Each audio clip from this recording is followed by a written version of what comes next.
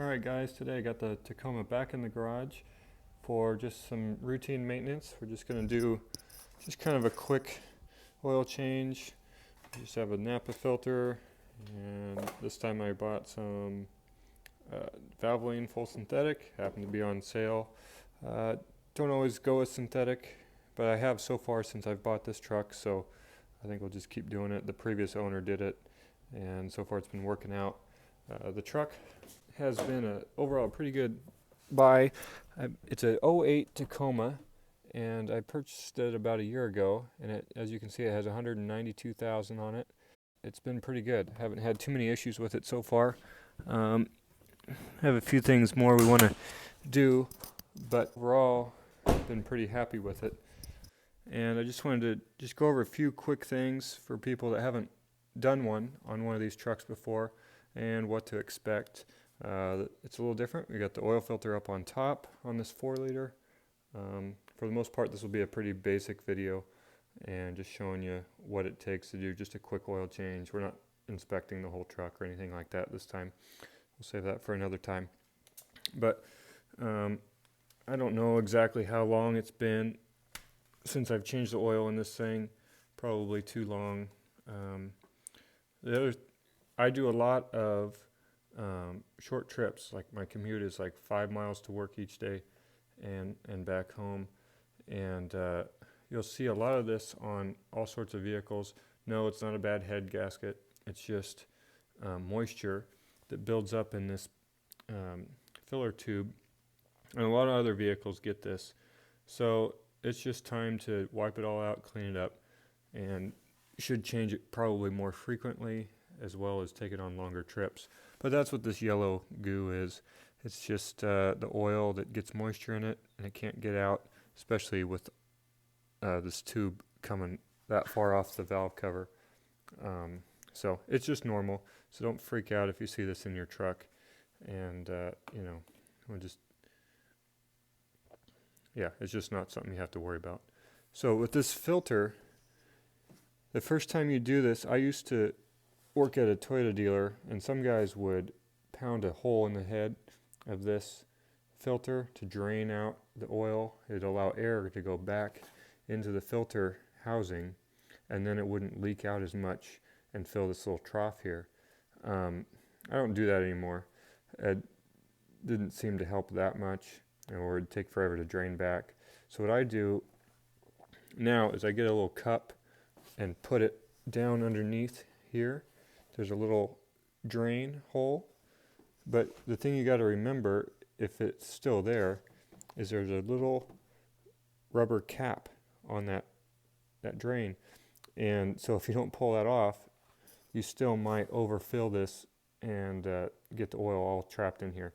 So some people might run a hose all the way down or something like that, but I try to find a little cup and thread that, and I'll show you here in a second. Okay, so I got my little cup, and most of the time I just use a spray paint cap, and that way you can just throw it away when you dump the oil out and go from there. It should be able to hold the right amount. I already loosened up the filter with just a standard wrench a little bit. We'll do it a little more so I can get it.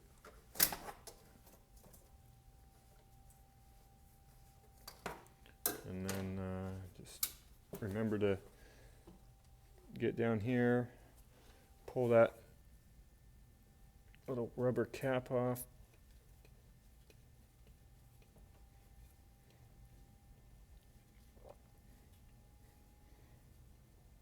If you forget to put the cap on or forget all about it and just pull the filter off, then you end up with oil all over the front of your engine. That's not ideal.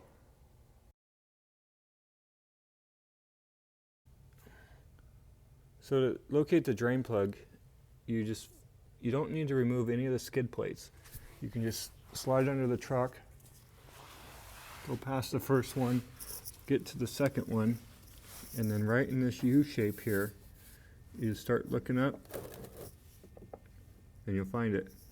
And I've already removed it. It was a 14 millimeter bolt with a washer. If you have another one, it's always a good idea to replace one or get one. yeah, you just get the standard ratchet, and I used a deep socket to kind of give me a little more space. Nothing to it. Just slide right under here and pull it out. So while it was draining, I started pulling the caps off of all the oil jugs, and we'll just start putting them in. I do have a funnel up in here somewhere I like to use.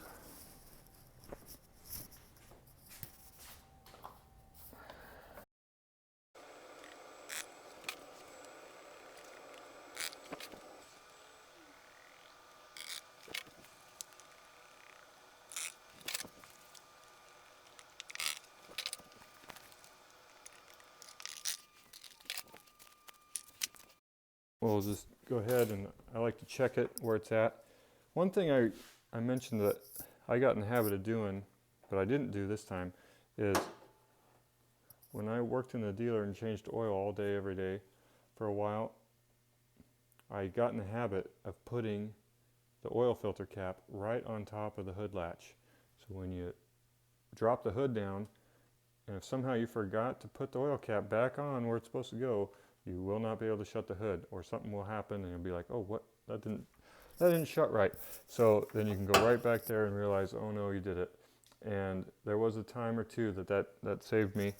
And you know, you get in a hurry, you're doing these fast, and it's just a good practice.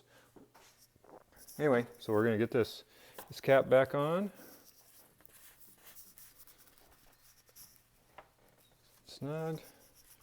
It's filter tight. And then let's check the oil. I always check it before I even start it. Got used to doing that. But it's up here. So it should, once you start it up and let it run for a little bit, shut it down, let it wait. Your oil level should be right at this second dot, not down here, right at the top or somewhere close to it. If you're a little over, it's not to worry. Just let it go. Don't drain anything out or anything like that. It should be just fine.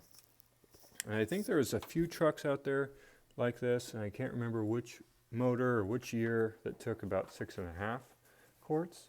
So always check, make sure your motor gets what it needs, and you'll be good. So the other thing I wanted to show you guys is the maintenance light. This is the maintenance light I'm referring to. So that comes on every time you got an oil change, and I think it's like 5,000 miles. Maybe it's a little bit more.